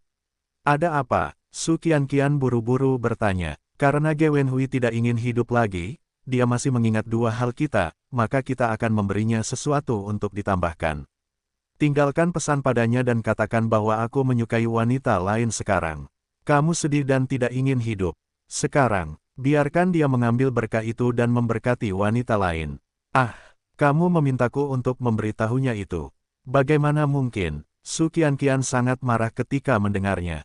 Kenapa tidak? Lagi pula, bukankah kau membiarkanku menyelamatkan Ge Wenhui? Aku tidak dapat menemukan orang lain. Bagaimana cara menyelamatkannya? Jadi aku harus memberinya sedikit kegembiraan, lebih baik biarkan dia datang kepadaku. Kalau begitu tidak perlu mengatakan kata-kata yang tidak dapat diandalkan seperti itu. Aku dapat meninggalkan pesan kepadanya dan membiarkannya berbicara kepadamu, bukankah itu sama saja? Apakah kau pikir ini seorang dokter psikologis? Sudah waktunya untuk bertarung setiap menit, kan? Suasana hati dan ketidakstabilan Ge Wenhui sekarang dapat mengucapkan selamat tinggal kepada dunia kapan saja. Jika dia tidak merangsangnya saat ini, jika dia benar-benar mati di masa depan, bagaimana jika aku datang untuk bermain mahjong setiap malam? Apakah kau bisa menahannya? Zhang Yu, mengapa kau begitu berlebihan? Baiklah, ayah. Ada kecoa, dan sekarang sudah kabur. Setelah Su Qianqian menjelaskan kepada ayah di luar pintu, dia merendahkan suaranya, mengapa kau begitu berlebihan, menggunakan hal semacam ini untuk menakut-nakuti. Aku tidak menakut-nakutimu, terutama sekarang, kecuali kamu, Ge Wenhui tidak akan bereaksi terhadap informasi orang lain. Jika dia tidak ingin melakukan sesuatu untuk menghentikan keinginannya untuk mati, maka dia dapat mengucapkan selamat tinggal kepada dunia kapan saja. Bahkan saat itu dia tidak bisa menjadi hantu, dan kamu tidak ingin mengingat ini sering dalam hidupmu. Su Qianqian mendengar kata-kata itu terdiam beberapa saat, dan berkata, kalau begitu dengarkan kamu. Tidak ada cara lain selain kata-kata ini. Cara lain, itulah pidato di upacara peringatan. Kamu menulis atas nama kelas kita, dan mencoba menulis sebanyak mungkin. Bagaimana kamu bisa mengatakan bahwa kamu juga telah menjadi teman sekelas selama bertahun-tahun? Kamu tidak dapat membantunya melahirkan. Oke, aku takut padamu. Tidak apa-apa untuk mendengarkanmu. Aku akan mengiriminya pesan. Bagus sekali. Ngomong-ngomong, jangan matikan teleponmu. Jika dia punya masukan, Anda harus selalu menghubungi saya. Saya tahu. Zhang Yu menjelaskan detailnya kepada pihak lain sebelum menutup telepon dan melihat jam. Baginya, dia hanya bisa berharap ide pamannya akan berhasil.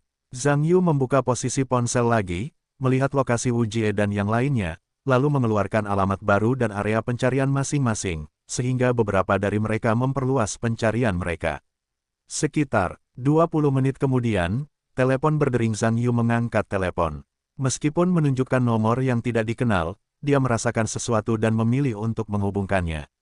Oke, Zhang Yu, beraninya kau menginjak dua perahu. Ada kata tanpa kata di telepon.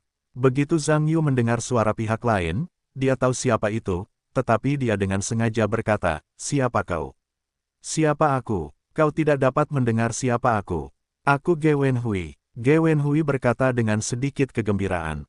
Menurutku siapa itu? Aku bilang Lao Ge, apakah kau punya masalah? Menelepon di tengah malam, aku bertanya-tanya apakah itu akan memengaruhi istirahat orang lain. Baunya harum saat kau tiba. Apakah kau tahu bahwa orang lain tidak bisa tidur setiap hari karena orang jahatmu, dan membasuh wajahmu dengan air mata? Hei, aku bilang Lao Ge, jangan sok bodoh dan oke. Bahkan jika otakmu jelek, itu masalahmu sendiri. Bagaimana kamu bisa mengandalkan kepalaku? Jika kamu tidak bisa tidur, beli saja lebih banyak pil tidur, dan sebentar lagi aku akan tidur seperti babi mati. Aku tidak perlu menelepon di tengah malam untuk mengganggu orang lain. Perilakumu telah sangat memengaruhi status belajarku besok, tahu? Zhang Yu, bagaimana kalau kamu berpura-pura kurang di hadapanku? Yang lain tidak mengerti kamu, apakah aku masih tidak mengenalmu? Bahkan jika hanya ada satu orang yang tersisa di kelas kita, bukan kamu yang akan belajar. Katakan aku tidak belajar. Ge Wenhui, tidakkah kamu tahu bahwa ujian bulananku adalah yang pertama di tahun ajaran?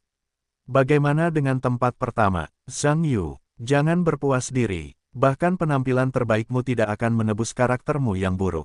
Sudah kubilang, Lao Ge, kalau ada apa-apa, pilih saja intinya. Kalau kamu memang tidak bisa tidur malam dan tidak mau kentut, aku tutup saja. Soalnya aku tidak terbiasa tidur lebih malam dan otakku sedang tidak bagus. Ngobrol dan mengobrol, jangan tutup telepon. Zhang Yu, aku tanya kamu, kamu tidak jelas dengan orang lain saat bersama Qian-Qian. Apa maksudmu menanyakan ini? Apa hubungannya ini denganmu? Tidak masalah bagiku. Aku Qian-Qian, dari teman sekelas. Ge Wenhui, apa terlalu luas untuk kamu atur? Kalian teman sekelas, itu sudah masa lalu. Sekarang kalian bukan murid di kelas kami. Sepertinya urusan Qian-Qian tidak bisa kamu kendalikan. Kenapa aku tidak bisa mengurusnya? Kita berdua sudah sekelas dari sekolah dasar sampai sekolah menengah, dan itu hanya sementara untuk saat ini. Urusannya adalah urusanku. Kamu tidak boleh membuatnya sedih, tidak boleh. Kamu harus memberiku penjelasan yang masuk akal. Dan, kamu benar-benar kenyang dan malas dan tidak ada yang bisa dilakukan. Ge Wenhui, meskipun kamu merasa baik tentang dirimu sendiri dan ingin memasang serigala berekor besar. Tapi itu tidak berguna di bagianku. Jika kamu ingin berkhotbah di depanku tidak. Tapi setidaknya kamu harus memiliki kualifikasi itu. Jadi mari kita keluar dan cari tempat sekarang, perbandingan 1 lawan 1, dan kamu menang, aku akan menantikanmu di masa depan. Kamu berkata berbaring telentang, aku tidak berdiri. Jika kamu kalah, maka berpura-puralah bahwa cucumu tidak boleh tampil di depanku. Karena aku tidak memiliki kecerobohan itu. Pada pukul 1 tengah malam, aku akan menemani seorang neurosis untuk menelepon dan mengobrol. Petik 2, Zhang Yu, kamu kurang bermain denganku. Kamu tahu aku tidak bisa melawanmu, kamu harus bertarung denganku, kamu jelas-jelas menggertak. Hehehehe, Wubi tidak bagus, kita bisa menjadi Wenbi. Sebagai 5 pemuda baik abad ke-21, itu lebih baik dari apapun. Aku tidak bisa lebih murah hati, biarkan kamu memilih, selama kamu bisa memenangkanku, aku akan mendengarkanmu kelas. Benarkah? Sepatah kata, oke, kalau begitu jika kamu kalah, Bisakah kamu berjanji bahwa kamu akan selalu baik pada Qian-Qian sendirian? Apakah kamu tidak akan pernah melihat pikiran yang berbeda? Tidak masalah. Selama kamu bisa memenangkanku, bahkan jika kamu membiarkanku mendaftarkan pernikahan dengan Su Qian-Qian sekarang. Tapi aku khawatir kamu tidak memiliki kemampuan itu. Zhang Yu, aku bertarung denganmu. Sampai jumpa di atap sekolah. Atap sekolah. Halo, Lao Ge. Lao Ge. Nada sibuk datang dengan cepat dari ujung telepon yang lain. Apakah atap? Zhang Yu menutup telepon dan bergumam. Fatih Wu dan yang lainnya menerima telepon dari Zhang Yu, semua berbalik dan datang ke dekat sekolah. Setelah beberapa saat, Zhang Yu berjalan dari kegelapan di satu sisi. Bos, apakah ada yang ingin Anda sampaikan kepada kami? Apakah ada berita untuk Ge Wenhui? Semua orang berkumpul dan mengelilingi Zhang Yu di tengah. Zhang Yu tidak berbicara, tetapi menoleh untuk melihat gedung sekolah yang gelap di kejauhan. Meskipun ia memiliki kemampuan penglihatan malam, ia tidak melihat bayangan Ge Wenhui. Ketika beberapa orang di sekitar melihat ini, mereka juga tampak aneh, dan menoleh untuk melihat ke dalam sekolah, tetapi mereka tidak dapat melihat apapun. Bos, bagaimana menurut Anda? Wu Jie berkata dengan rasa ingin tahu. Zhang Yu memandang beberapa orang dan berkata, Ge Wenhui baru saja menelepon saya. Dia meminta saya untuk bertemu di sekolah.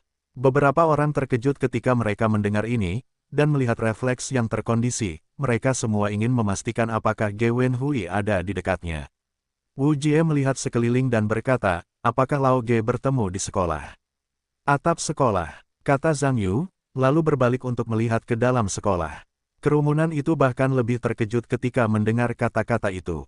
Tentu saja, mereka melihat ke arah sekolah lagi, tetapi karena sekolah itu terlalu gelap, bahkan gedung sekolah tidak dapat terlihat dengan jelas, apalagi siapapun yang ada di dalamnya. Wu Jie memasang ekspresi aneh, berkata, Bos, Lao Ge tidak bercanda, dia benar-benar memintamu untuk bertemu di atap sekolah. Tapi, bagaimana dia bisa masuk? Ya, apakah siswa kita tidak diizinkan masuk sekolah lagi setelah sekolah? Selain itu, ada penjaga yang berpatroli dan mengawasi, dan apa yang bisa dilakukan Lao Ge? Bos, apakah Anda salah dengar? Berhenti menelepon Lao Ge dan bertanya. Saya baru saja melakukannya, dia tidak menyalakannya, ayo pergi. Karena sudah di sini, mari kita masuk dan lihat apa yang terjadi. Tapi sekolah tidak mengizinkanmu masuk. Ya, penjaga pintu tidak mengizinkan kita masuk. Bos, apakah Anda tidak ingin melewati tembok? Wu Jie memutar matanya. Bagaimana Anda bisa masuk tanpa melewati tembok? Ikut saya, kata Zhang Yu, berbalik, dan berjalan ke samping. Yang lain saling memandang, dan akhirnya mengikutinya bersama-sama. Kerumunan itu meninggalkan jalan utama di depan sekolah dan berbelok ke jalan samping di sepanjang tembok. Mereka tahu bahwa mereka menemukan cahaya redup dan berhenti di tempat yang tidak ada yang memperhatikan. Zhang Yu melihat sekeliling dan berbalik, siapa yang akan ikut denganku? Aku pergi. Zhao Zijun berkata lebih dulu. Aku juga ingin pergi. Wu Jie selesai berbicara, melihat ke tembok yang tingginya hampir 3 meter, dan berkata, masalahnya adalah aku takut aku tidak bisa naik. Setelah mendengarkan kata-kata Wu Jie, Zhang Yu hanya tersenyum dan tidak menjawab. Sebaliknya, dia melihat yang lain dan berkata, berapa banyak dari kalian? Apakah kalian ingin masuk? Aku ingin masuk dan melihat apakah aku bisa membantu. Kata Kai Bin, aku juga ingin masuk. Kata Lu Zikuan juga, aku tetap tidak akan masuk. Akan mengerikan jika tertangkap oleh paman. Aku akan tetap di luar untuk membantumu. Su Yiming mengatakan ini, dan ekspresi malu muncul di wajahnya. Zhang Yu tidak mengatakan apa-apa dan menoleh ke Li Jie lagi. Aku juga agak takut, atau aku akan menemuimu dengan Yiming dan 2 orang di luar. Li Jie juga bergegas. Zhang Yuonyan mengangguk dan berkata, oke, kalian berdua pergi ke dekat gerbang utama, cari tempat untuk membantu kami mengawasi penjaga. Jika ada situasi, silakan hubungi kami dan beritahu kami. Jalan, matikan lampu telepon dan ubah menjadi getaran. Beberapa orang mengangguk ketika mendengar kata-kata itu dan buru-buru menyesuaikan pengaturan telepon. Setelah Zhang Yu selesai berbicara, dia melihat ke arah kepala tembok pada hari Kamis, diikuti oleh beberapa langkah perlahan, dan tiba-tiba bergegas menuju tembok di depannya. Tepat ketika dia akan menabrak tembok, dia dengan mudah mengangkat kakinya, menginjak tembok beberapa langkah, dan akhirnya mengulurkan tangan dan mencengkeram tembok dengan tepat, diikuti oleh kekuatan lengannya, dan berjongkok di atas tembok. Beberapa orang di sekitar saya tercengang ketika mereka melihat ini. Anda harus tahu bahwa tindakan Zhang Yu hanya selangkah demi selangkah, sangat anggun. Dia tahu bahwa dia masih seorang siswa di sekolah, tetapi dia tidak tahu bahwa Zhang Yu adalah Fir'aun di sebelah. Zhang Yu berdiri di sekitar tembok dan melihat sekeliling. Itu sangat sunyi dan tidak ada orang yang berjalan di sekitar. Dia mengikutinya untuk naik di tembok dengan satu kaki tergantung di dinding, sementara tubuhnya lembut. Lao Zhao datang lebih dulu. Zhao Zijun tidak mengatakan apa-apa yang tidak masuk akal ketika dia melihat ini. Setelah menarik lengannya dan menarik lengan bajunya, dia meraih tangan Zhang Yu, lalu dia merasakan tubuhnya perlahan naik, dan Zhang Yu terseret dengan mudah, dan akhirnya naik ke dinding dengan mudah. Selanjutnya, kaki Zhang Yu dengan paksa meraih tangan Zhao Zijun dan perlahan-lahan memasukkannya ke halaman sekolah. Zhao Zijun, yang mendarat dengan selamat, merasa lega. Sebelumnya, dia berpikir bahwa dia mungkin bertanggung jawab untuk membantunya mendorong Wu Jie yang besar, kentut, dan stok. Sepertinya Anda tidak perlu melakukan pekerjaan yang menyedihkan itu sendiri. Selanjutnya, Zhang Yu menggunakan metode yang sama untuk memindahkan Lu Zikuan dan Cai Bin ke halaman sekolah, sementara Wu Jie ditinggalkan di ujung. Wu Jie mengira dirinya sangat gemuk. Zhang Yu ingin menarik dirinya ke dinding dengan cara yang sama. Seharusnya tidak semudah itu. Namun yang tidak diduganya adalah berat badannya berada di depan Zhang Yu, seolah-olah tidak ada pengaruhnya. Zhang Yu masih dengan mudah mendorongnya ke dinding. Suruh beberapa orang. Zhang Yu memerintahkan Li Jie dan Su Yiming untuk keluar dan membunyikan peluit untuk menjawab. Dia melompat dari dinding dan terlihat sangat santai. Setelah Zhang Yu mendarat, dia mengamati penempatan kamera di sekolah, dan malah membawa beberapa orang di sepanjang dinding dan berjalan menuju gedung pengajaran utama. Di kampus larut malam, angin bertiup kencang, sudah tengah malam, dan tidak ada cahaya untuk melihat gedung-gedung di kejauhan. Dapat dikatakan bahwa seluruh kampus telah tertidur. Pada siang hari, Wu Jie sering berjalan-jalan di sekitar sekolah, dan tidak merasa takut di sini. Namun di malam yang sunyi, beberapa orang merasa sedikit berbulu, seolah-olah ada sesuatu yang mengerikan di sini, tersembunyi dalam kegelapan. Menjelajahi kampus di tengah malam adalah sesuatu yang belum pernah dialami Zhao Zijun dan Wu Jie. Kalian pasti tahu bahwa mereka bukanlah siswa SMP yang memegang medali emas untuk pendidikan wajib 9 tahun. Kalau sampai ketahuan oleh pihak sekolah, pasti akan ada masalah. Tentu saja, kalau bukan karena Zhang Yu yang memimpin, mereka bilang tidak akan berani masuk untuk melakukan serangan bunuh diri ini. Zhang Yu dengan tenang membawa beberapa orang ke sisi gedung utama, berhenti lagi, dan melihat sekeliling. Zhao Zijun datang dan berbisik, "Bos, pintu gedung seharusnya dikunci. Tidak bisakah kita masuk? Ada lebih dari sekadar kunci. Ada alat pemantau di pintu. Paman penjaga gerbang bisa melihatnya." Wu Jie juga datang untuk menambahkan. Zhang Yu menyentuh dagunya dan berpikir sejenak, lalu berkata, "Kalian tunggu di sini. Aku akan memeriksanya." Setelah itu, dia meninggalkan beberapa orang dan berjalan di sepanjang sisi gedung. Karena malam itu sangat gelap, punggungnya juga menghilang tidak jauh. Ketika mereka melihat ini, mereka hanya bisa tetap di tempat mereka berada. Sementara mereka tidak tahu metode apa yang akan digunakan Zhang Yu untuk memasuki gedung, mereka jauh lebih kuat daripada beberapa dari mereka. Setelah beberapa saat, suara pelan, "Jatuhkan." Datang, menakuti beberapa orang untuk berdiri tegak. Gemuk, "Ada apa?" Zhao Zijun sepertinya mendengar suara ini dari tubuh Wu Jie, dan segera bertanya. Wu Jie sedikit malu dan berkata, "Maaf. Baru saja melihat jam. Sekarang jam 2. Kalau begitu kamu belum buru-buru menyetel jam ke mode senyap. Berhati-hatilah agar didengar oleh Paman Master." Zhao Zijun buru-buru. "Oke, begitu. Lagi pula, jam berapa sekarang? Paman Men bukan manusia besi, jadi aku tidak bisa tidur lebih awal." Wu Jie buru-buru menyetel nada pemberitahuan jam elektroniknya ke senyap. Lu Zikuan merasa sedikit kedinginan, dan berkata dengan sedih, menyedihkan. "Sekarang sudah jam 2, ayah dan ibuku sudah menelepon beberapa kali.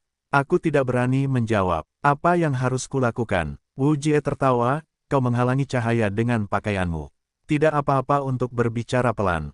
Tidak ada seorang pun di sekitar sini. Tapi kuncinya adalah apa yang akan kukatakan. Lao Ge belum menemukan siapapun di sini. Aku tidak akan khawatir untuk kembali. Bodoh, kau bilang orang-orang sudah ditemukan. Kita semua adalah orang tua di kelas sekarang untuk membantu pekerjaan Lao Ge. Aku tidak akan kembali malam ini dan tidur di rumah pengawas.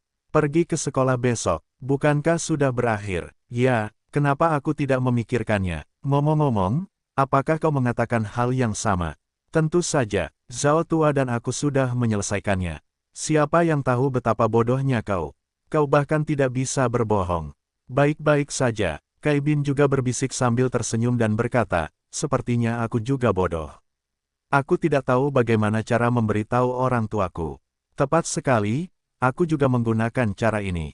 Kai Bin dan Lu Zikuan membicarakan hal ini, dan berbohong kepada orang tua mereka untuk menghalangi cahaya telepon dengan pakaian mereka. Untungnya, sudah terlambat. Ditambah dengan spanduk yang mereka gunakan untuk menarik nama Zhang Yu, orang tua keduanya tidak memaksa mereka untuk pulang, dan setelah beberapa kalimat mereka menutup telepon. Untungnya, keduanya telah menyelesaikan kebutuhan mendesak ini. Ketika keduanya baru saja selesai menelepon, sebuah suara datang dari belakang beberapa orang, "Hei, beberapa dari kalian." Pada saat ini, Wu Jie memusatkan semua perhatian mereka di depan. He Cheng ingin seseorang berbicara tiba-tiba di belakang, dan membuat beberapa dari mereka takut untuk mengompol. Ketika beberapa orang melihat bersama di belakang mereka dengan ngeri, mereka mengetahui bahwa pembicara sebenarnya adalah Zhang Yu, dan mereka semua merasa lega bersama. "Bos, Anda ingin menakut-nakuti Anda?" Wu Jie berkata dengan marah. "Tidak, Anda masih bersembunyi di belakang saya, begitu takutnya sehingga saya hampir tidak bisa melompat keluar dari tenggorokan saya." Lu Zikuan secara alami menjadi pucat. "Keberanian Anda terlalu muda." Zhang Yuanyan menggelengkan kepalanya dan tersenyum. "Jangan takut untuk menggunakannya kapan saja. Kami takut di tengah malam. Aneh sekali Anda tidak membuat kami takut begitu diam-diam," keluh Wu Jie. Zhao Zijun santai, "Sedikit aneh, ya, bos. Mengapa Anda datang dari belakang?" "Oh, aku baru saja mengambil ronde dari sana. Aku menemukan jendela kelas yang melompat masuk tanpa menutupnya. Setelah aku meninggalkan rumah, aku membuka jendela di lorong di belakang gedung sehingga kita bisa masuk dari belakang gedung. Ayo pergi." Beberapa orang gemuk mengikuti Zhang Yu dan berjalan menuju bagian belakang gedung utama. Setelah menemukan jendela yang terbuka, mereka memanjat jendela dengan bantuan Zhang Yu. Beberapa orang memasuki koridor, dan mereka akhirnya lega secara kolektif. Mereka pikir itu adalah tugas yang mustahil, tetapi dalam praktiknya, itu tidak tampak begitu sulit. Tentu saja, beberapa orang juga tahu bahwa tugas itu tidak sulit karena Zhang Yu hadir. Tanpa Zhang Yu memimpin tim, mereka tidak akan pernah berani memainkan permainan berbahaya ini. Lorong itu sangat sunyi, dan lebih hangat daripada hembusan angin di luar gedung. Meskipun beberapa orang ingin seringan mungkin, tetapi karena di sini terlalu sunyi, bahkan suara sekecil apapun tampaknya dapat membentuk resonansi di sini. Meskipun ini adalah fenomena fisik yang normal, itu membuat orang gemuk Wu merasakan detak jantung ini. Dengan keringat dingin di wajahnya, dia terus keluar. Ketika Wu Jie berjalan-jalan, dia melihat ke arah alat pemantau di koridor dan berbisik, "Bos, alat pemantau itu tidak akan merekam kita, kan?" "Tidak apa-apa, selama kita tidak ditemukan, tidak ada yang akan memeriksa video-video itu, dan video-video itu akan dihapus secara otomatis setelah beberapa saat." "Tetapi bagaimana jika seseorang kebetulan memeriksa video pengawasan tadi?" Wu Jie menambahkan, "Bukankah pria gemuk itu sedang mengangkat bar? Mengapa kamu tidak ingin memesan sesuatu yang enak?" Zhao Zijun berkata dengan gelisah. "Tidak, katakan saja." Lu Zikuan juga menyela. Zhang Yu tersenyum ketika wajah Wu Jie tampak tertekan. "Sebenarnya, tidak masalah jika ada yang melihatnya. Bukankah ada pria jangkung berdiri di atas langit? Aku di sini. Apa yang kau takutkan?" Beberapa orang mendengar ini seolah-olah mereka merasa lega secara kolektif. Tampaknya batu besar yang ada di hati mereka sedikit lebih mudah. Tentu saja, beberapa orang tahu posisi Zhang Yu di sekolah dan hubungan antara para pemimpin sekolah. Dengan bantuan Zhang Yu untuk memblokir senjata, itu seharusnya sudah cukup. Beberapa orang menaiki tangga ke lantai atas, dan satu-satunya jalan menuju atap segera muncul di depan mereka. Zhang Yu mengerutkan kening saat ini, tetapi tiba-tiba berhenti. Beberapa orang juga berhenti bersama, tentu saja, saling memandang, tidak tahu apa yang terjadi. Zhang Yu mengerang sejenak dan berkata, beberapa dari kalian masih tidak masuk. Saya akan mengatur beberapa tugas untuk kalian. Ge Wenhui sedang berdiri di atap gedung utama sekolah saat ini, melihat lampu-lampu di jalan di kejauhan. Dia sedikit tersesat, dan tidak tahu apa yang sedang dipikirkannya. Tetapi ketika dia mendengar langkah kaki kecil di belakangnya, dia segera kehilangan akal sehatnya kembali ke keadaan Tuhan. Hanya sebagian dari cahaya yang tersebar oleh lampu jalan yang jauh mengenai di sini. Meskipun di sini agak redup, cukup untuk melihat penampakan orang-orang yang mendekat. Oke, Lao Ge, aku sedang dalam suasana hati yang baik. Cat hitamnya sangat hitam, aku tidak menyangka kamu masih punya suasana hati untuk datang ke sini melihat pemandangan. Zhang Yu berjalan ke jaring pelindung atap dan menatap Ge Wenhui di seberang. Jaring, Zhang Yu, aku tidak menyangka kamu akan datang. Kenapa? Kamu pikir kamu bisa membuatku takut dengan menelepon di tengah malam? Aku akan memberitahumu, aku sangat berani, terutama tidak bisa ditakuti olehmu. Zhang Yu, aku tahu kamu tidak takut padaku, aku hanya tidak menyangka akan mendapat panggilan telepon, dan kamu akan berlari dari rumah ke atap sekolah di tengah malam. Apakah kamu tidak takut aku mempermainkanmu? Persetan denganku, jangan katakan itu, aku benar-benar tidak memikirkannya, tapi untungnya, kamu tidak mencobanya dengan cara itu. Kalau tidak, kamu sama sekali tidak suka melihatku marah. Hah, kamu masih membenci itu, kamu sama saja. Saat Zhang Yu menghadapi hukumannya, dia meletakkan tangannya di jaring pengaman, menariknya, dan melihatnya lagi, dan berkata, aku tidak menyangka jaring pengaman ini cukup tinggi. Jika kamu ingin memanjatnya, sepertinya kamu sedikit berani. Ngomong-ngomong, Ge, kejengkelan apa yang kamu terima akhir-akhir ini, mengapa kamu tiba-tiba menjadi lebih berani? Zhang Yu, kamu tidak perlu berbicara dengan dingin. Kamu tidak takut padaku, aku tidak takut padamu. Mari kita bicara dengan pijakan yang sama hari ini. Apakah kamu tidak takut padaku? Itu bagus. Zhang Yu mengulurkan tangan dan meraih jaring pengaman, tangan dan kaki dan memanjat. Hei, apa yang kamu lakukan? Berhenti sekarang. Ge Wenhui terkejut dan berhenti dengan tergesa-gesa. Zhang Yu sama sekali tidak bermaksud untuk berhenti. Setelah beberapa saat, dia membalikkan jaring dan, seperti Ge Wenhui, berdiri di dinding putrinya di luar jaring pengaman atap. Hei, apa yang kamu lakukan di sini? Ge Wenhui menatap Zhang Yu, yang melihat jauh, dan berkata dengan sedikit marah. Sial, kamu boleh ikut, tapi aku tidak bisa ikut. Atap ini milikmu. Zhang Yu saling melirik dengan tidak senang. Dada Ge Wenhui bergelombang beberapa kali, dan dia menggertakkan giginya dan berkata, Zhang Yu, aku bertanya padamu. Apakah kamu menggaet wanita lain dan mempermainkan Qian-Qian? Apakah aku harus memberitahumu saat aku minum di luar? Dasar bajingan, kamu tahu bahwa Qian-Qian menyukaimu, tetapi kamu menginjak dua perahu. Sekarang aku memperingatkanmu dengan tegas bahwa kamu tidak boleh menyakiti Qian-Qian, jika tidak, aku tidak akan pernah membiarkanmu pergi. Ge Wenhui, tidakkah kau pikir kau terlalu luas? Masalah antara Su Qian-Qian dan aku adalah masalah antara kita berdua. Kau bukan orang tuanya, dan kau bukan saudara laki-laki dan perempuannya, bahkan jika kau mengklik merah dan hijau, terserah kau untuk menjaga kami. Zhang Yu, aku tahu kau meremehkanku, tidak pernah datang untuk memperlakukanku sebagai lawanmu. Tapi kau pikir hari ini sama seperti biasanya. Kalau begitu kau salah besar. Oh, kau bilang aku datang ke sini dengan sedikit minat. Sebenarnya, selain sedikit terlambat hari ini, aku benar-benar tidak melihat perbedaan. Mungkinkah matahari hari ini akan terbit di sebelah barat? Zhang Yu, tahukah kamu mengapa aku belum memenangkanmu kembali di masa lalu? IQ tidak cukup baik. Apa alasannya? Zhang Yu berkata dengan acuh tak acuh. Kamu, Ge Wenhui mendengar bahwa dia sedang sekarat saat itu, tetapi akhirnya menggertakkan giginya dan berkata, Hah? Zhang Yu, aku bukan lawanmu sebelumnya karena aku melakukan hal-hal yang kurang impulsif dan sembrono daripada kamu. Tetapi hari ini aku tidak sama dengan diriku sebelumnya. Apakah kamu ingin membandingkan denganku? Dan semua orang berkata, metode dan aturan kompetisi semuanya ditentukan olehku, kamu tidak boleh menyesalinya. Aku menyesalinya, suami tertua tidak mengatakan apa-apa dan sulit untuk dikejar. Tidak mungkin menerapkan hal semacam ini untuk pertobatan.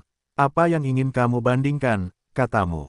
Oke, Kamu tidak perlu menyesalinya. Anggap saja taruhannya lebih baik. Jika aku menang, kamu bersumpah bahwa kamu hanya akan menyukai Suqian saja di masa depan dan tidak akan pernah menyakitinya dan selalu membuatnya bahagia. Beranikah kamu berjanji? Bagaimana taruhanmu terdengar begitu jahat? Tapi karena aku berani datang, kamu dapat melakukan apapun yang kamu inginkan. Aku berjanji padamu, jika aku menang, kamu tidak bisa mengalahkanku. Ge Wenhui, katakan ini kepada seseorang yang belum pernah kamu menangkan lagi. Apakah kamu tidak tersipu? Jangan gila, jika kamu bisa mengalahkanku, kamu dapat melakukan apa saja untukku. Benarkah? Lalu aku ingin kamu menjadi anjingku di masa depan. Tidak masalah, selama kamu bisa menang, bahkan jika kamu membiarkanku jongkok di tanah dan menjulurkan lidahku. Oh, Lao Ge, sungguh menakjubkan melihat si Bei menonjol selama 3 hari. Aku semakin tertarik dengan apa yang ingin kamu bandingkan sekarang. Katakan bagaimana kamu membandingkannya. Setelah mendengar keheningan ini beberapa saat, Ge Wenhui menoleh untuk melihat ke depan, seolah-olah dia telah melihat beberapa gambar dalam benaknya. Mengikuti, kami berani melompat dari sini daripada orang lain. Zhang Yuanyan mengerutkan kening, lalu melihat ke bawah lagi, dan berkata, Ge Wenhui. Apakah kamu bercanda? Apakah kamu mencoba membandingkan? Kamu mencoba bunuh diri. Mengapa kamu takut? Ge Wenhui melihat ke belakang dengan ekspresi yang sedikit provokatif. Ini bukan masalah takut atau takut. Ini terutama karena aku tidak bermain dengan cara ini. Apa artinya menang bahkan jika aku melompat dari titik ini? Apakah masuk akal untuk menang atau kalah ketika seseorang mati? Jadi aku mengatakannya, alasan aku dulu kalah darimu adalah karena aku tidak melakukan sebanyak yang kamu lakukan. Tetapi itu tidak berarti aku tidak bisa melakukannya. Jadi ini adalah permainan untuk yang berani. Permainan yang berani, kedengarannya sangat bagus. Kamu jelas-jelas adalah permainan bunuh diri. Ge Wenhui, sepertinya kamu belum benar-benar dewasa, dan kamu bahkan belum tahu apa permainannya. Aku tidak punya kecenderungan bunuh diri, aku tidak akan menjanjikan permainan yang membosankan seperti itu. Jika kau tidak berani membandingkan, kalau begitu aku menang, kau harus menyetujui syarat yang kuberikan sebelumnya dan bersumpah di saat yang sama. Kecantikan yang kau inginkan, kau pikir kau bisa membunuhku dengan bunuh diri, kau bisa menunggangi leherku dan kotoran, dan bermimpi tentang khayalanmu. Ge Wenhui, bukankah kau hanya ingin menjadi lebih berani dari siapapun? Di bawahku buatlah rencana ujian, siapa yang bisa menguji keberanian. Beranikah kau mencobanya? Ge Wenhui mendengus dan berkata, aku bahkan tidak takut mati. Tidak ada yang tidak berani kucoba. Datang dan dengarkan. Baiklah, kalian lihat spanduk lantai yang tergantung di kedua sisi gedung ini. Aku akan pergi dan mengambil keduanya, mengikatnya di kaki kita, menentukan panjangnya, lalu mari kita lompat bersama dan lihat siapa yang akan berakhir dengan kita. Kepalanya paling dekat dengan balkon di lantai 2, siapa yang memenangkan permainan. Tapi satu hal yang perlu diperhatikan. Siapapun yang menyentuh balkon, bahkan jika dia kalah. Siapapun yang kepalanya jauh dari balkon, dialah yang kalah. Bagaimana? Metode ini lebih baik daripada kamu. Tawar-menawar bunuh diri itu akan lebih menyenangkan. Apakah kamu berani mencobanya? Setelah mendengar ini, raut wajah Ge Wenhui berubah. Dia harus mengatakan bahwa saran Zhang Yu lebih menarik daripada metodenya sendiri untuk mencari kematian. Metode menantang garis bawah dan mendekati garis bawah tanpa batas ini adalah permainan yang paling gila. Namun, Ge Wenhui sekarang menghadapi masalah baru. Jika itu hanya bunuh diri sederhana, hasil akhirnya pasti akan menjadi kemenangannya atas Zhang Yu. Tapi metode permainan Zhang Yu, menang atau kalah tidak diketahui. Kalau spanduk yang kamu pesan terlalu panjang atau terlalu pendek, itu bukan yang kamu inginkan, lalu kamu panggil Zhang Yu ke sini di tengah malam, bukankah itu akan kehilangan maknanya? Zhang Yu melihat Ge Wenhui tidak lagi berbicara, diikuti oleh senyuman, dan berkata, Ge Wenhui. Apakah kamu pikir memanggilku dan melihatmu bunuh diri benar-benar berani? Kalau begitu kamu salah besar. Keberanian sejati bukanlah memilih kematian secara aktif, tetapi berani menantang kematian. Jika kamu benar-benar ingin mati, kamu dapat meninggalkan spanduk di kakimu sedikit, selama kamu menghadap ke bawah, kamu akan segera mati. Tapi apa yang bisa dibuktikan pada akhirnya? Hanya membuktikan bahwa kamu adalah wajah yang takut bagi bunuh diri yang menantangku. Katakan dengan lebih baik, Ketika kamu menghadapi kesulitan, kamu hanya memilih untuk melarikan diri, katakan dengan canggung. Kamu hanya seorang pengecut yang menyusut ketika kamu dalam kesulitan. Itu adalah seorang pengecut. Apakah kamu mengerti? Hehehehe. Petik 2. Cukup. Wajah Ge Wenhui memerah karena marah. Dadanya berdegup kencang. Zhang Yu. Aku katakan padamu, kau tidak sedang membicarakanku, bukan aku. Bukan kau. Itu bagus. Kalau begitu tunjukkan keberanianmu. Lihat nyali kita, siapa yang lebih dekat dengan tanah dan siapa yang benar-benar pemberani. Oke, aku berjanji padamu. Wu Jie, rapat ini telah memecahkan spanduk publisitas panjang di kedua sisi gedung utama. Sebenarnya, beberapa orang tidak tahu niat khusus Zhang Yu untuk membiarkan mereka melakukan ini. Tetapi ketika beberapa orang melihat bahwa kedua spanduk telah disusun satu demi satu, mereka berubah menjadi curiga dengan pandangan yang tampak sedikit kasar. Apakah Zhang Yuyao dan Ge Wenhui hanya ingin mempelajari isi spanduk? Tentu saja, beberapa orang sekarang sedikit khawatir, lagi pula, dua spanduk besar seperti itu masih sangat mencolok di sana. Jika Zhang Yu merusak kedua spanduk itu, Tianyi Liang pasti akan ditemukan. Hal-hal yang mereka gunakan untuk pergi ke sekolah pada malam hari akan terekspos, memikirkannya pasti membuat sakit kepala. Setelah Zhang Yu menarik kedua spanduk itu, dia melepaskan palang di kedua ujungnya, lalu menarik spanduk itu dengan kedua tangan untuk mencoba ketangguhannya. Meskipun terasa oke, itu bukan tali, jadi dia tidak tahu apakah ini dapat menahan beban orang dewasa. Selanjutnya Zhang Yu mengikatkan kedua spanduk itu ke pagar jaringan anti-maling, lalu menjatuhkannya ke bawah dan melihatnya. Ujung spanduk jatuh ke balkon besar di lantai 2, dan masih banyak yang tersisa. Panjang kedua spanduk itu benar-benar cukup, jadi satu jarak tidak terkontrol dengan baik, dan ujungnya adalah akhir yang menyakitkan. Zhang Yu menyelesaikan semuanya dan menoleh untuk melihat Ge Wenhui, berkata, semuanya sudah selesai. Kamu bisa mulai. Ge Wenhui tidak mengatakan apapun ketika mendengar kata-kata itu. Dia meraih spanduk yang paling dekat dengannya dan mulai menariknya ke atas. Tentu saja, ketika dia menarik spanduk itu, dia diam-diam menghitung panjangnya di dalam hatinya, mencoba menemukan jarak terbaik untuk pertama kalinya. Zhang Yu menginjak kakinya. Ge Wenhui menyeretnya untuk waktu yang lama, dan akhirnya berpikir bahwa itu seharusnya hampir, jadi dia berhenti, berjongkok dan berencana untuk mengikat spanduk itu ke kakinya. Yah, mengapa ini cukup? Aku berkata Lao Ge, jangan bilang padaku bahwa keberanianmu hanya sepanjang itu terlalu mengecewakan. Ge Wenhui mendengar bahwa wajahnya agak jelek, tetapi dia tidak bertengkar dengan lawannya, tetapi malah bangkit dan menarik spanduk itu ke atas untuk waktu yang singkat, itu tampaknya menunjukkan kepada Zhang Yu bahwa keberaniannya masih bisa lebih besar. Pendek, kamu jelas pendek, oke. Lao Ge, kamu bilang kamu tidak takut mati, jadi kamu tidak bisa memperpanjangnya. Kamu berani menantangku dengan panjang seperti ini, itu benar-benar di luar kendalimu. Ge Wenhui mendengar kata-kata itu sejenak. Meskipun dia tidak tahu seberapa panjang spanduk itu akan lebih cocok, dia secara intuitif menilai bahwa panjangnya seharusnya hampir sama. Tidak peduli seberapa panjang, risikonya mungkin meningkat secara signifikan. Jika kamu melompat dari jarak yang begitu tinggi, panjangnya tidak tepat, itu pasti wajahmu di tanah terlebih dahulu, dan tidak penting apakah kamu bisa menang atau tidak. Kamu pasti bisa memprediksi betapa menyedihkannya dirimu. Jantung Ge Wenhui berjuang keras untuk sementara waktu, dan akhirnya dia menggertakkan giginya dan mengembalikan panjang lengannya, tetapi saat ini dia merasa sedikit berkeringat, dan suasana hatinya mulai tegang. Lebih panjang, kamu terlalu pendek, bagaimana kamu bisa memenangkanku? Suara Zhang Yu terdengar lagi saat ini. Ge Wenhui sedikit marah saat itu, dan berkata, Hei, Zhang Yu, kamu jaga dirimu baik-baik, oke. Berapa lama aku ingin tinggal adalah urusanku sendiri. Hal macam apa yang kamu coba ganggu di samping?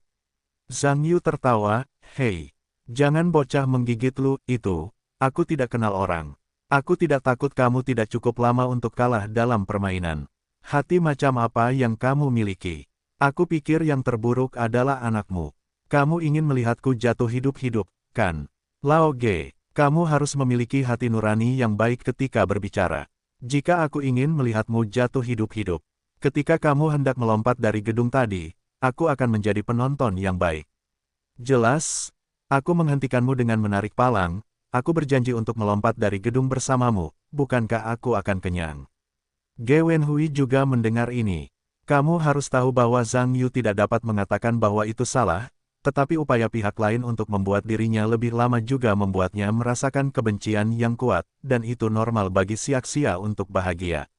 Zhang Yu, karena ini adalah permainan, sebaiknya Anda mengurusnya sendiri. Seberapa lama Anda ingin menariknya adalah urusan Anda. Mengenai seberapa lama saya ingin menariknya, biar saya yang memutuskan sendiri. Oke, petik 2. Ya, selama Anda senang, Anda dapat melakukan apapun yang Anda inginkan. Saat Zhang Yu tersenyum dan berbicara, dia juga meraih spanduknya di samping dan menariknya ke atas. Sambil menarik, tidak ada yang bisa dikatakan di mulutnya. Ge Wenhui berdiri di samping, semakin dia mendengarkan, semakin ragu-ragu, karena ketika Zhang Yu menarik spanduk, dia sebenarnya mengukurnya sesuai dengan panjang tarikannya, yang membuatnya jelas bahwa dia ingin lebih panjang dari dirinya sendiri. Jadi ketika Zhang Yu akhirnya selesai, dia benar-benar melepaskan setengah lengan lebih panjang dari dirinya sendiri, yang membuat Ge Wenhui merasa sedikit tertekan.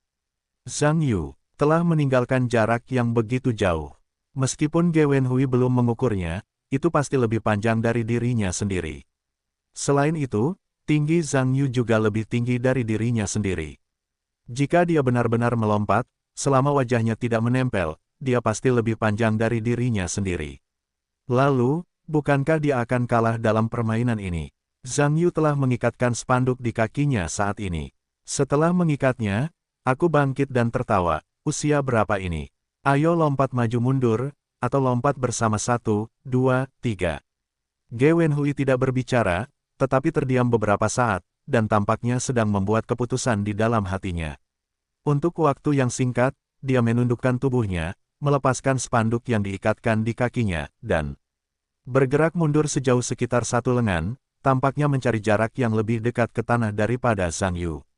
Ketika Ge Wenhui memilih jarak ini, sejujurnya, dahinya sudah sedikit berkeringat. Jika dia mendarat pada jarak yang begitu jauh, konsekuensinya tidak akan terpikirkan.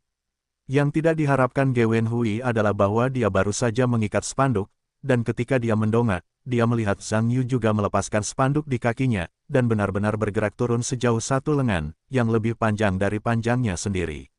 Ge Wenhui buru-buru berkata, Zhang Yu, kamu gila, kamu tahu berapa panjangnya sekarang.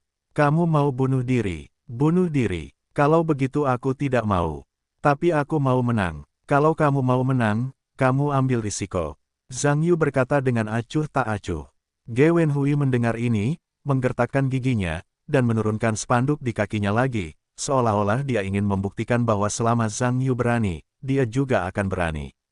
Tetapi setelah Ge Wenhui menyesuaikan kembali panjangnya, Zhang Yu menurunkan setengah lengan lagi, dan akhirnya lebih panjang dari Ge Wenhui, dan sekarang Ge Wenhui benar-benar tidak bisa berkata-kata.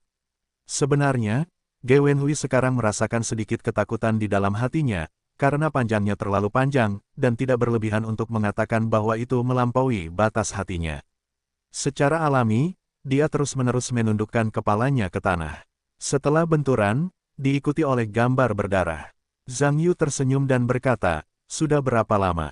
Ayo mulai sekarang, atau terus bergerak ke bawah, asal kau berani bergerak, aku berani bergerak.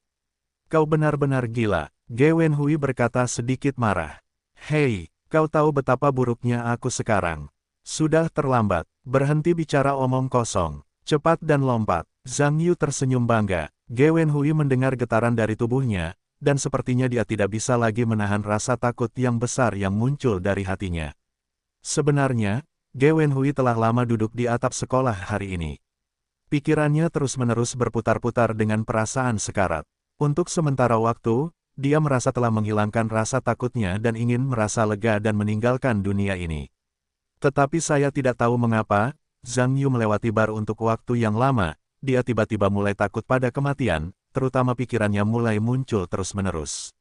Gambaran kepalanya membentur tanah dan darah mengalir di tanah membuatnya sangat takut. Zhang Yu melihat wajah Ge Wenhui semakin pucat, dan dia juga menyeringai, dan berkata, Lao Ge. Ketika masalah itu datang, apakah kamu tidak takut? Kamu, apakah kamu takut? Zhang Yu, kamu tidak boleh meremehkanku. Aku benar-benar berbeda hari ini daripada sebelumnya. Itu bagus. Kalau begitu jangan menunda-nunda. Jika kamu berani melompat, kamu bisa langsung melompat. Jika kamu tidak berani, aku akan membantumu dengan cara yang sulit, dan kamu bisa terbawa suasana. Tidak, kata Ge Wenhui pucat.